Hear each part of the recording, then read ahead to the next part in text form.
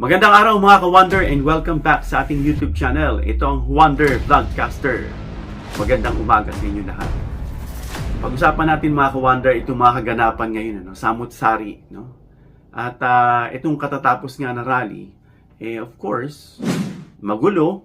Nakita natin dyan sa mga videos, na mga reports, na tinirgas na nga itong mga nagrarally na magugulo na supposedly it should be peaceful kasi wala naman kayong magagawa kahit magwala kayo dyan Unless, of course, kung talagang yan ang instruction sa inyo, siyempre bayad kayo. Bakit itong mga Duterte, talagang hanggang ngayon, hindi talaga sila tumitigil.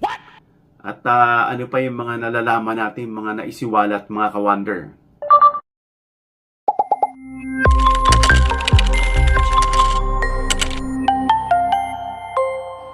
Wonder Vlogcaster. Magandang araw mga ka-Wonder. Pag-usapan natin agad-agad itong siniwalat ni Chururut, no? Itong si Pebbles Chururut. At alam na natin, naririnig na natin yan, pero nakumpirma natin na ito palang tinatawag ni Maharlika na puting kabayo. Puting kabayo ang sinasabi niya, ayun, yun yung mga nag-feed sa kanya. Kumbaga yun yung insider niya na nagbibigay sa kanya ng info para maikalat niya sa kanyang channel at manira siya. At yun nga, unfortunately, sila mismo mga DDS vloggers na ngayon ang nagbabanatan. Napanood ko rito sa isang video na nag-aaway sila ni Maharlika, nagsasagutan sila.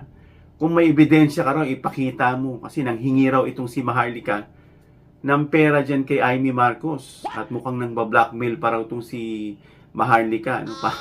May mga ganyan tayo nababalita ang mga content creators, mga vloggers na nanghihingi ng pera sa kanilang mga subscribers pag-uuwi ng ibang bansa, sasamahan, ganito ganyan, o kaya may palalakad. Medyo sana wag natin sirain yung imahe ng mga content creators. Doon lang tayo mag-focus lang tayo kung ano yung ating pong profession na napili. Kung yan is content creating, dyan lang, wag na po nating haluan kasi nasisira at nadadama yung iba. But anyway, balik tayo nun. At ito nga, nag-aaway nga itong mga DDS, sila mismo. Hanggang sa mapikon itong si Maharlika, sinabi niya na kung sino itong kanyang puting kabayo. Alam mo, magugulat kayo mga ka-Wonder. Dahil nasa hot seat pa rin siya hanggang ngayon. At pinag-uusapan pa rin siya dahil sa kanyang ginawa. Of course, walang iba kundi si Amy Marcos. Ayon kay Maharlika, ang kanyang puting kabayo ay si Amy Marcos. At yung tinutukoy na Daryl, I'm not sure kung itong si Daryl Yap. Kaya pala itong si Daryl Yap. Bata-bata pa. At parang sabi ko, ba't hindi tumitigil to sa pag-iingay? Bakit ang ingay nito? Na marami nang sumusopla sa kanya, pero hindi siya tumitigil sa pag-iingay. You know, there must be something behind this. Or under the table. Sorry hindi tayo sure dyan. Pero, yun ang mapapaisip ka mga ka-Wonder. Bakit ayaw itikom ang bibig? Lagi nag-iingay. Kasi alam natin na iba dyan, tumatanaw lang ng utang na loob. No? Sa Duterte, sa ginawa sa kanila. Halimbawa, ito si Gloria, pinakulong yan, di ba? Pinalaya yan ni Digong. Pinalaya. Ngayon, malaya, nakabalik na. Isa pa, ito si Robin Padilla, binigyan lang yan ni Noynoy Aquino ng parang temporary kanyang pardon. So sa panahon ni Duterte, binigyan siya ng absolute. Kaya tuwang-tuwa sila. Binigyan sila ng pagkakataon. Kaya tinatanaw nila yon mga ka-Wonder. But it doesn't mean na yung binigay sa iyo, binigay ba yan sa buong taong bayan? Ang pinag-uusapan dito nakikita nyo ba yung mga nasa kalsada, yung four-way test na yan? At will it benefit everybody? Mga ganun dapat. Hindi lang itong will it benefit someone. Kasi minsan, nagagamit yan. That someday, itong mga taong ito ay magiging key person mo yan para tulungan ka sa gusto mong makamit. At yun nga yung mga nangyayari, kagaya nitong si Sikia, na nag-ingay na naman. Although, matalino itong taong to. At least, sabi nga nila, for the first time sa mga DDS, may matatalino. Matalino, pero hindi talaga siya tumitigil patungkol dyan sa hair follicle test, kung ano na mga banat nila. Halatang halata na, mga ka-Wonder, kung ikaw bubuksan mo lang isip mo, bilang matalino at keen ang iyong understanding, ang iyong observation, halata mo lang talaga na they are hitting the wall na. Wala na, dead end na. So, gagawin na nilang lahat. Kaya nga, katatapos lang ng rally, mga ka-wonder, balita nga, no, mula rito sa resource, ito nga raw si Pulong at si Sara ay namataan dyan sa Samal Island. Nagmi-meeting sila with their Sara Army. Ano na naman kaya ang kanilang pinagmimitingan, mga ka-wonder? Dahil hindi nga sila titigil hanggat hindi napapabagsak si PBBM. Meron pa ako nabasang isang quote, mahirap daw kalaban ng mga Duterte dahil kailangan mo raw sila gawa ng storya para lang daw masira sila. Alam mo yung mga ganyan, trabaho talaga yan ng mga troll na inassign nila para i-distort yung truth. No? Tayo po kasi, tayo ay sumusuporta sa truth. What is the truth anyway? Kung ano yung nakikita mong nag-i-exist, whether would that be tama o mali, that's the truth. Kung yung halimbawa, kung si Martin Romualdez ay talagang sangkot sa pagnanakaw at napatunayang na siya ay nagnakaw, that's the truth. Pero kalalabas lang ng kanyang dokumento at ito po yung na-clear na wala siyang kinalaman sa anumang aligasyon na pakawala nitong si Zaldico. Then that's the truth. Hindi lang yan magiging truth para dun sa ibang tao, lalo na sa DDS na galit sa'yo. Gaya nga na sinasabi natin, kahit magsalita ka na maayos, katotohanan at magaling ka magsalita at may katotohanan, may karisma, may pointer sa mga tao para mainuwaan nila at maintindihan nila at matuto sila.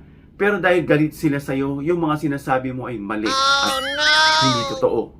Ganun po ang kalakaran sa mga tao, na kapag sila ay galit, may mga gaslighting dyan. Anyway, nabasa ko rito sa isang lalaki, sinusubaybayan ko siya tungkol sa isang narcissistic behavior na talagang pasok na pasok. Kitang-kita, nag-gaslight, feeling of grandiose, feeling nila sila yung magaling, feeling nila yung dapat spotlight na sa kanila, na kapag sila'y napuna mo, manipis lang yung kanilang ego, magagalit agad, magpapatama agad, yan yung mga narcissistic na tao. At kapag yan ang nilagay mo sa pwesto, kasalanan mo. Kasi bakit? Ang gusto mo sa bayan natin, di ba? Umunlad, lumago, magbangon muli na ginagawa ng Pangulo, na siyang dinidebunk nyo, na siyang dinidiscredit nyo. Kahit na naman totoo. Sasabihin dyan, wala na raw nag-i-invest. Hello, itong World Bank lang nag-report to na kailan. Na talagang maganda ang impression at komento kay PBBM. Samantalang salungat, nabagsak daw ekonomiya. Of course, sasabihin mo yan dahil gusto mong isabotage. Bakit? Siyempre gusto mong pumesto Ano bang gagawin mo? Alang piliin mo. So, yan yung mga nakikita natin ngayon na talagang desperado na itong mga to at hindi titigil. Marami silang mga ginagamit dyan na tao. Kagaya itong si Robby nagsalita na idineklara niya raw talaga na si Sara Duterte ang presidente. Alam ko marami-rami pa rin kahit papano in fairness itong mga naniniwala. Pero then again, nagpapasalamat talaga ako sa inyo mga DDS na siyang namulat ang isip at ngayon nandudun kayo sa tamang track. Hindi, kumbaga sa track na nilalandas natin, may lumiliko sa kaliwa, may lumiliko sa kanan. Doon sa kaliwa, yun yung mga makikitid ng isip. Kasi bakit ang tinitignan nila doon yung malawak na daan? Dahil ito yung mga pangako na kapag ako ang nakaupo, pakukulong ko lahat yan. Kapag ako ang nakaupo, ganito, lumang tugtugin na yan. Ganyan talaga ang tradisyon at mga lingwahe ng mga namumulitika para sa pagposisyon sa darating na eleksyon. Pero dito sa papuntang kanan, nakita mo makipot yung daan. Dahil bakit? Masalimuot, maraming umuusig, maraming tumatawag banghag, adik, maraming tumatawag tamad, kaya nakikita mo yung daan makitid.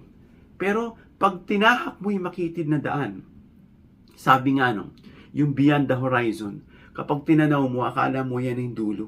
Yung horizon, yung dulo ng dalampasigan, yung dulo ng isang natatanaw mo. Yun yung horizon. Nakala mo yan yung wakas. But beyond that, beyond the horizon, napakalawak pala. Dapat ganun pong ating konsepto. Lalo na sa panahon ngayon, na kung saan punong-puno, kabi-kabila ang banatan at paninira. Kagaya nga nitong si Amy, na siya naman ngayon natagpuan, na isa palang puting ahas. Puting ahas pala, hindi puting kabayo. Puting ahas ni Maharlika. Dahil sa inis niya, dahil binabanatan siya. You know? Mahina ang moral, no? Nilabas agad yung kanyang puting ahas. Ito raw si Amy at itong si Daryl. Yan po ang nangyayari ngayon na sila mismo nagsisiraan.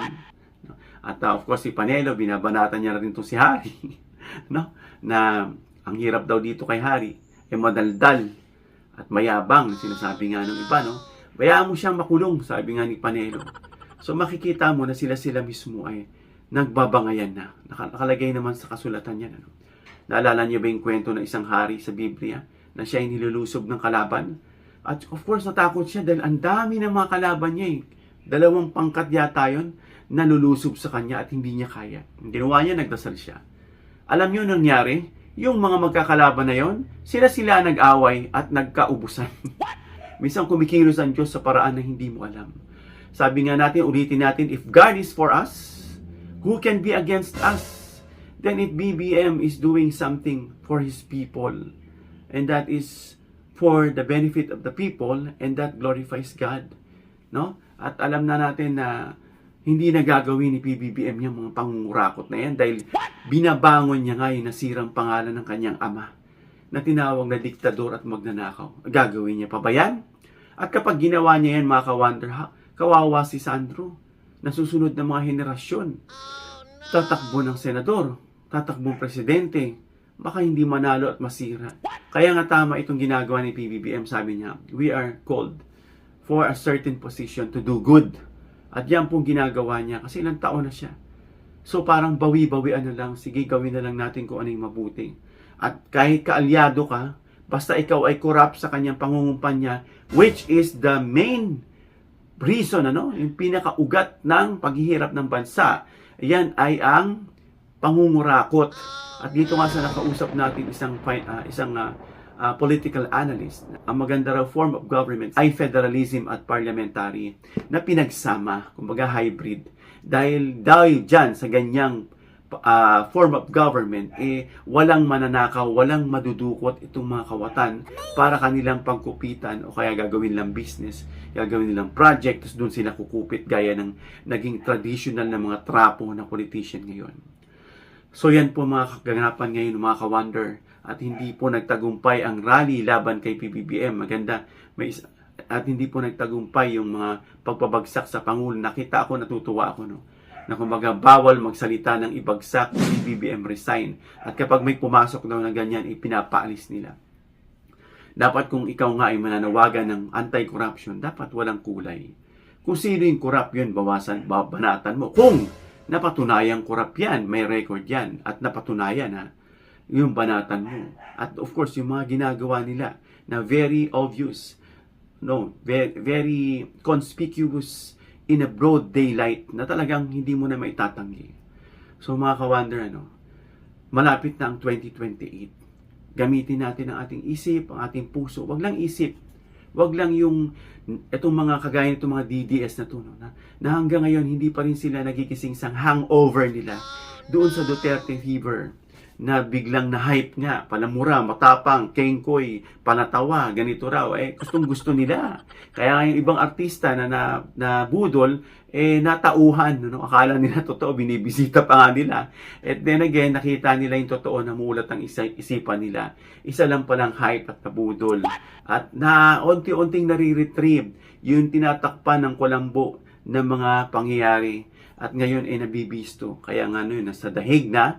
At may mga nililitis pang kaso, korupsyon, involvement sa drugs, sa kung saan-saan. Yan po ang naging paraan, yan po yung naging karanasan noon. Ayon din, of course, sa mga sinasabi ng mga netizens, mga content creators, mga taong nakaranas ng EJK at mga witnesses, Pero bigyan pa rin natin ng benefit of the doubt itong mga to hanggat hindi sila napatutunayan at nabibigyan ng final na tuldok. Sabi nga ni PBBM, huwag panadaliin. Huwag madaliin. Ano gusto niyo? Mabilis. Tapos sablay yung ebidensya. Di nakawala. Dapat kahit slowly but surely. Yun po abangan natin mga ka-wonder. So yan, nakabingo na naman si Amy. Siya pala itong puting ahas at itong si Daryl na siyang nagbibigay ng mga report dyan, na report sa Malacanang na pauso, na ito raw si Lisa, nakabukaka, lasing, kung ano-ano mga karamumal-dumal at panggagaslight, ad hominem na ginagamit nila kasi hindi na nila kaya sa mahinahon at diplomatic na paraan. Kaya gagamitan na nila ng mga pagkabalasubas na siya namang sinasakyan, of course, ng mga balasubas na followers at hindi nag-iisip. Hanggang dito lang tayo mga ka-wonder. Comment down below your opinion, kung ano po yung masasabi ninyo. And of course, please give me a thumbs up if you like this video para i-share ni YouTube sa iba pang viewers. And please share this video para malaman nila kung sino yung puting ahas at ano po yung mga pinagmitingan. Dito nakita na mataan si Sara at si Paulo diyan sa Samal Island sa mga Duterte Army, sa Sara Army, no? Na ano na naman kaya ang susunod nilang hakbang? At yung iba pang mga kaganapan na pag-usapan natin mga ka-wonder. And of course, don't forget to subscribe, hit the notification bell icon, and choose all bilang suporta sa aming mga content creators. Hanggang sa muli mga ka-wonder, God bless.